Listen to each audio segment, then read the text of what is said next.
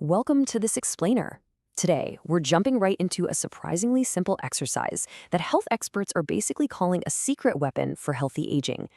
We're going to explore a single fundamental movement that can totally change the trajectory of our mobility and help keep us independent well after 60.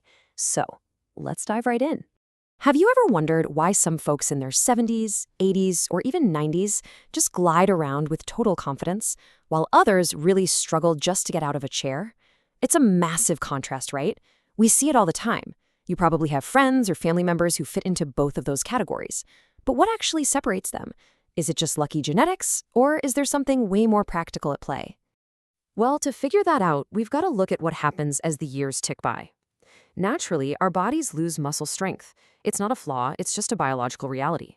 But the really important thing to know is that this natural muscle loss starts way earlier than most people think, and it gradually speeds up over time. Suddenly, that harmless flight of stairs, or just carrying a few bags of groceries, starts to feel like a real workout. Even just standing up from the sofa starts to require that universal groan of effort we all know so well. Section 1. The Secret to Independence. So, what if I told you there's a totally free, incredibly simple movement you can do right now to fight that decline? And no, I'm not talking about running a marathon or spending hours in a crowded gym. Imagine two 70-year-olds side by side. One person struggles to stand up from a chair without heavily relying on their hands and arms to push off. The other person rises smoothly, effortlessly, and confidently, using just the strength in their legs. It's incredibly obvious who is more likely to stay active, keep taking trips to the park, and remain socially engaged for years to come. Section 2. The Ultimate Everyday Exercise. Okay, so here's the secret weapon, and it's completely accessible to almost everyone watching this.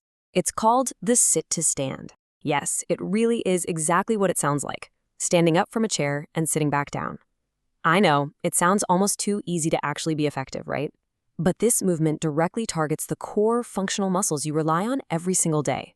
We're talking about your thighs, your hips, your glutes, and your core. These are literally the primary engines of your lower body. Now, this brings up an absolutely crucial point about your safety. A lot of folks don't realize that a huge number of falls among older adults are directly linked to lower body weakness. It's not always just tripping over a rug. Often, it's that the leg muscles simply aren't strong enough to catch the body's weight and correct a minor imbalance. By specifically strengthening those leg muscles through the sit-to-stand, everyday movement becomes significantly easier and, for sure, much, much safer. And this is exactly why it's often way better than just hopping on some seated weight machine at the gym. Unlike traditional gym workouts that isolate just one single muscle, the sit-to-stand trains your whole body to perform a movement you already do countless times a day. Think about it. You stand up from the breakfast table, you stand up from the sofa, you get out of the car. This exercise teaches multiple muscle groups to fire and work together in a real-world application. Section 3. Beyond just walking. I hear this all the time, but I walk every day. And hey, don't get me wrong, walking is phenomenal. It's absolutely essential for your heart health.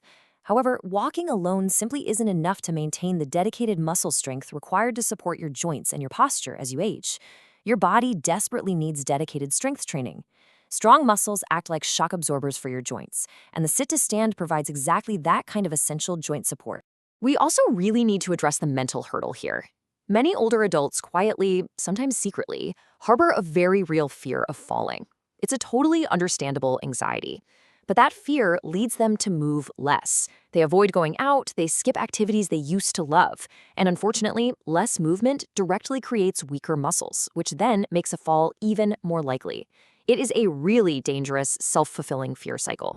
But here's the best part. Strengthening those legs reverses that cycle entirely. When you practice the sit-to-stand, you literally build a confidence cycle. Stronger legs genuinely make you feel more secure. That feeling of security gives you the confidence to stay active, go out with friends, and fiercely protect your independence. The physical strength literally transforms into mental resilience. Section 4. Mastering the sit-to-stand. Okay, now that we know exactly why this is such a game changer, let's break down how to actually do it correctly and safely at home. First off, choose a sturdy, stable chair that isn't going to slide away from you. Sit near the front edge and plant your feet flat on the floor about shoulder-width apart. Next, lean slightly forward from your hips, not your waist, your hips. Then, press firmly through your feet and stand tall. And here is the absolute magic part. Lower yourself back into the chair slowly and with total control. And remember, there's absolutely no shame in using your hands on the armrest for support when you're first starting out. The goal here is progress, not perfection. And please keep this in mind. Quality matters so much more than quantity. A slow, super controlled rep where you really feel those muscles working is far more beneficial than rushing through it just to say you did it. Plumping back down into the chair quickly actually robs your muscles of half the workout. So control that descent. So you're probably wondering, how many of these do I actually need to do? Well, it's incredibly manageable. Start with just 5 repetitions. That's it. If that feels comfortable, gradually increase to 10. As your baseline strength improves, you can aim for 2 or 3 sets of 10 scattered throughout your day, maybe 1 set in the morning, 1 after lunch, and 1 before dinner. Which leads right into our next golden rule. Consistency is far more important than intensity. Doing a few mindful, controlled repetitions every single day will give you far better and much safer results than trying to crush an exhausting workout just once a week. Your body responds incredibly well to regular, gentle reminders that it needs to stay strong. Now, let's be real for a second and manage our expectations. You're not going to see some massive, dramatic change overnight. Day 1 is just about starting small. But after several weeks of this daily investment, you are absolutely going to notice how much easier it is to stand up and climb stairs.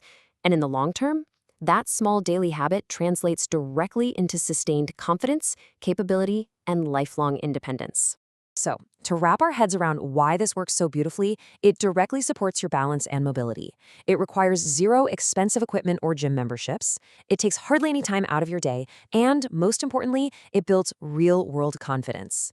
Ultimately, healthy aging isn't about being perfectly fit. It's about making small, consistent choices that empower your body every single day. Just a quick reminder before we finish up, this explainer is strictly for educational purposes. Every body is different, so please always check with your healthcare provider or a physical therapist before making any changes to your exercise routine, especially if you have existing health concerns or joint pain.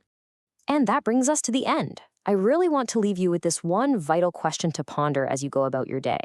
Are you ready to take a simple, powerful step toward your own lifelong independence? Will you try the sit-to-stand today? Your future self will absolutely thank you for it.